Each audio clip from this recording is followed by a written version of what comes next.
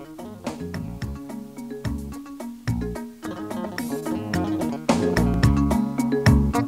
va revenir sur les signes qui sont des signes.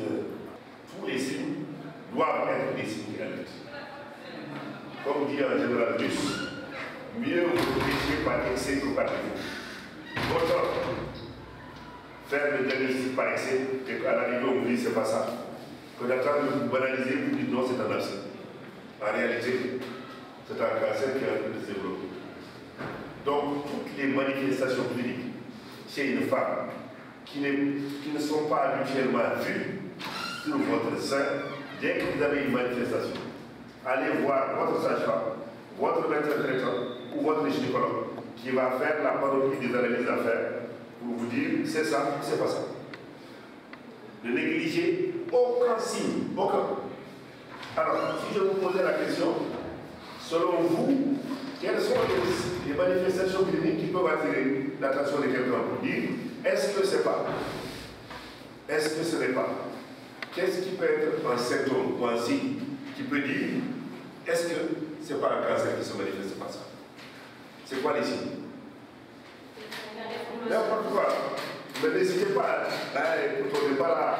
On ne vous pas. La déformation du sein. Hein? Le sein déformé. Oui. Un sein déformé.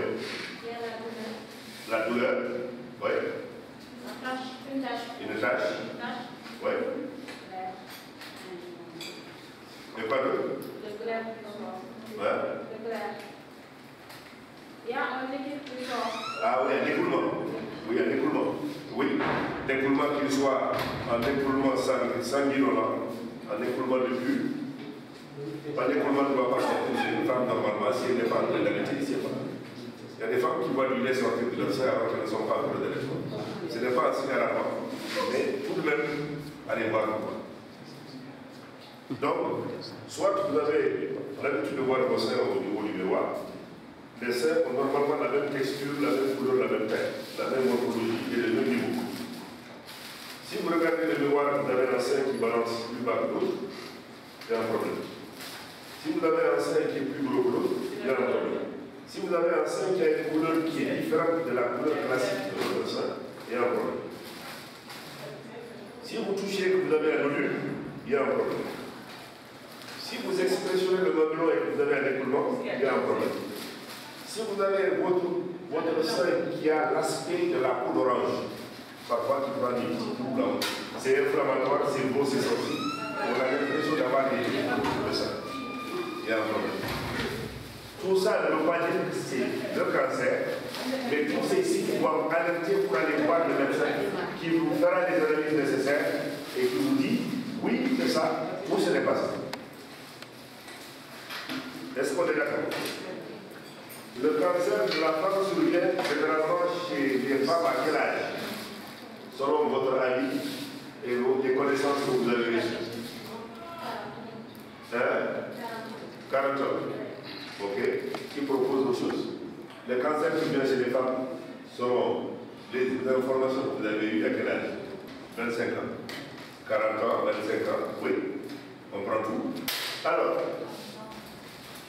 le cancer peut survenir à n'importe quel âge chez les femmes. Mais la plus grande prévalence, c'est à partir de 50 ans, jusqu'à 60, 69 ans, 65 ans. Dans cette fourchette-là, 50-65 ans, la plus grande prévalence du cancer survient à ce niveau-là. Plus de 50% des cas de cancer.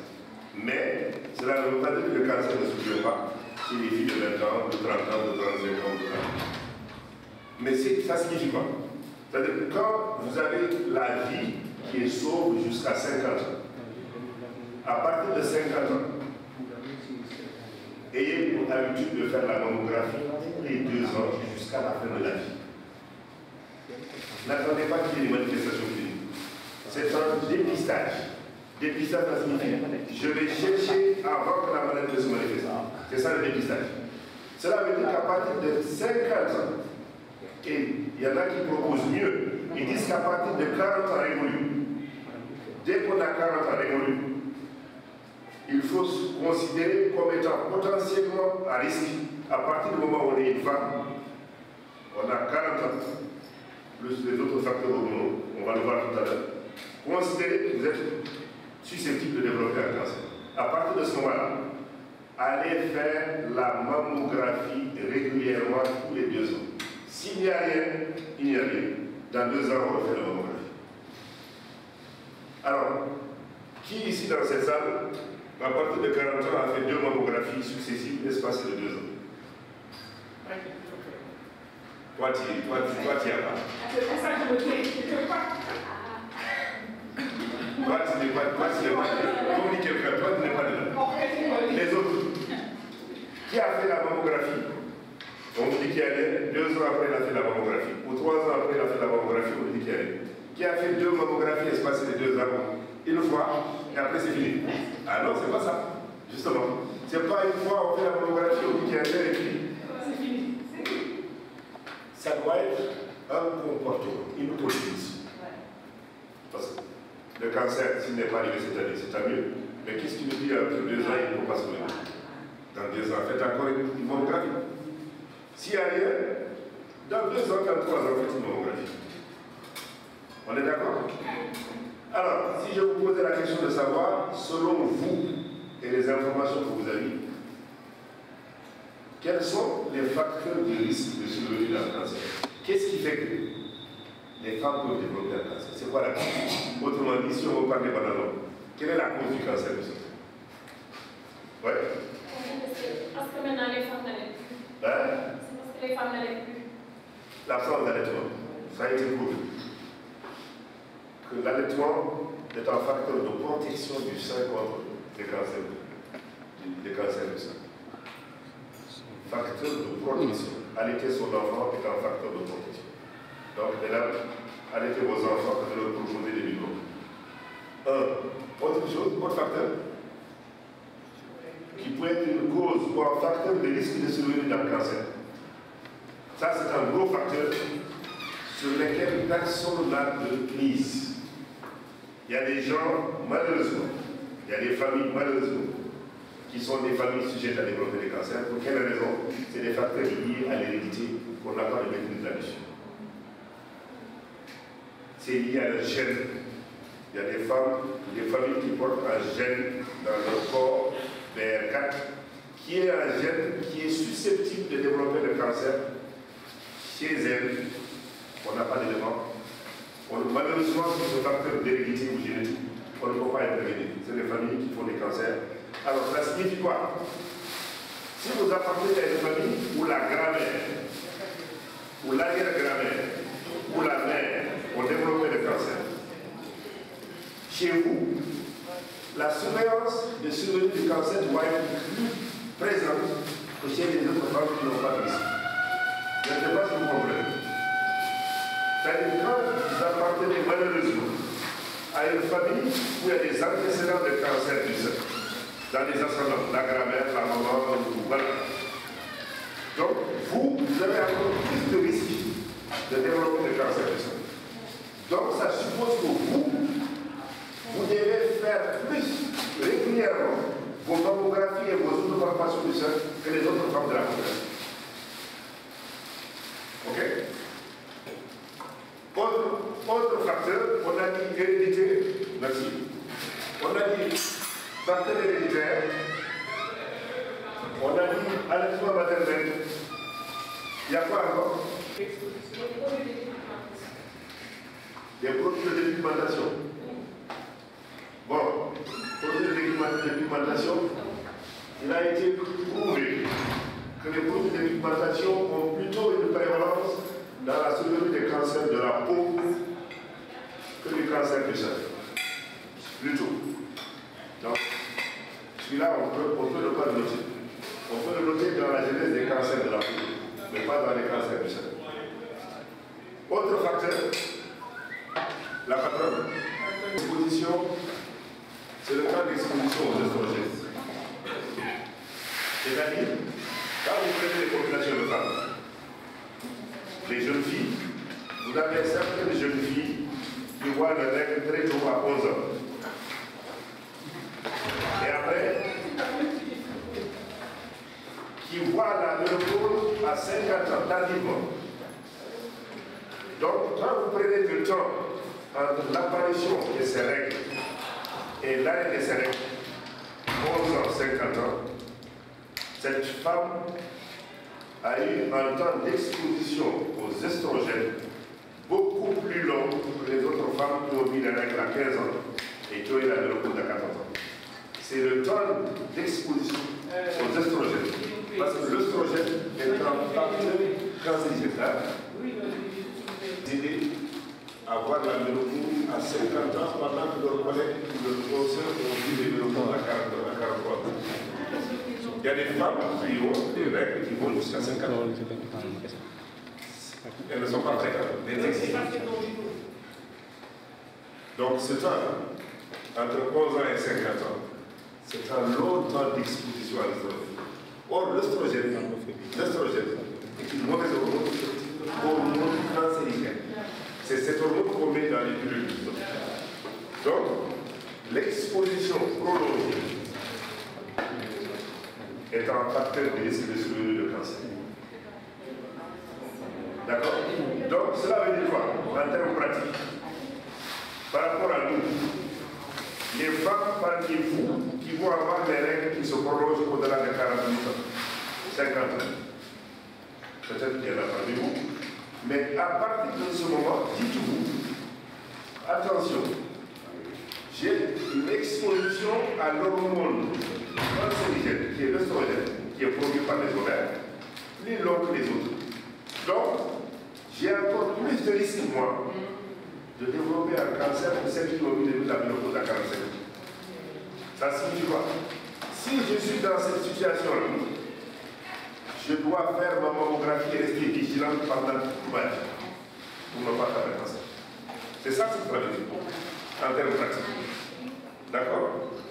Et on a dit allaitement maternel, facteur de protection, hérédité, exposition à l'œstrogène, voir les règles plus tôt ou la ménopause tardive. Il n'y a pas que ça, il y a d'autres facteurs qui sont des facteurs. Ouais. Quel autre facteur a été incriminé dans la survenue des cancers du sein? Parce que la prévention qu'on peut faire suppose qu'on connaisse les facteurs de risque. Si on connaît les facteurs de risque, on se méfie des facteurs de risque. Si on connaît les facteurs de risque, on se méfie des facteurs de risque. On sait que l'allaitement est un bon facteur de protection. Donc, il faut conseiller aux femmes d'allaiter les enfants. Quel autre risque il y a? Quel autre facteur de risque il y a?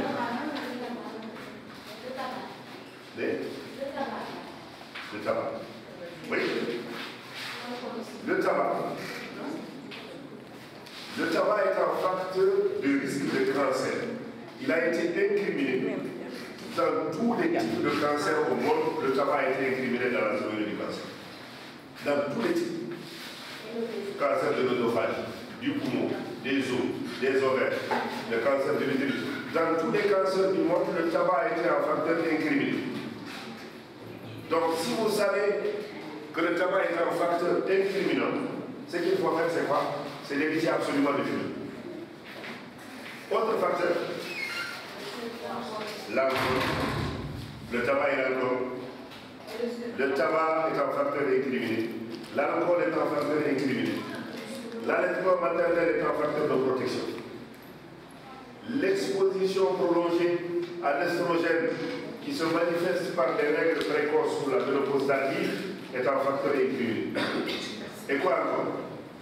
Donc, les antécédents familiaux, on a dit, facteurs familiaux héréditaires, les dispositions génétiques. Il y a un gène qui a été retrouvé dans certaines familles qui prédispose ces femmes à faire un cancer.